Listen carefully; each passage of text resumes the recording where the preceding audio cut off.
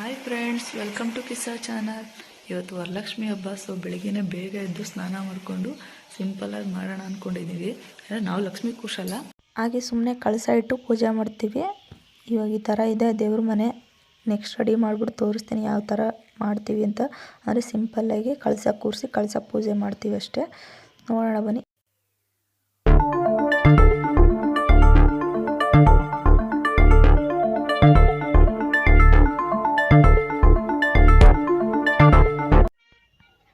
ಇವಾಗ ನೀವು ನೋಡ್ತಿರ್ಬೋದು ಯಾವ ಥರ ಡೆಕೋರೇಷನ್ ಮಾಡಿದ್ದೀವಿ ಅಂತ. ತುಂಬ ಚೆನ್ನಾಗಿ ಬಂದಿದೆ.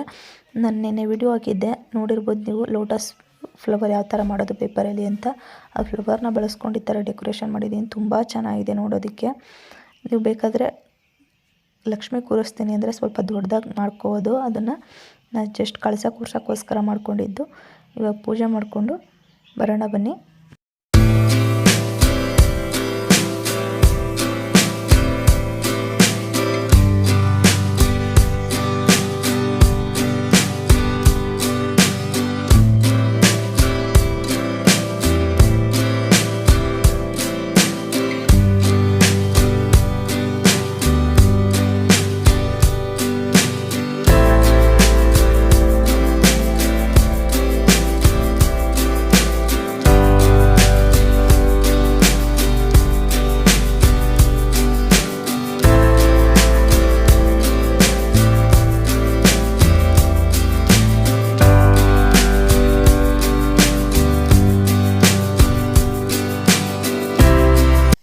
ಈ ವರ್ಷ ನನ್ನ ಮಗಳಿಗೆ ಮೊದಲನೇ ವರಲಕ್ಷ್ಮಿ ಹಬ್ಬ ಅಂತಲೇ ಹೇಳ್ಬೋದು.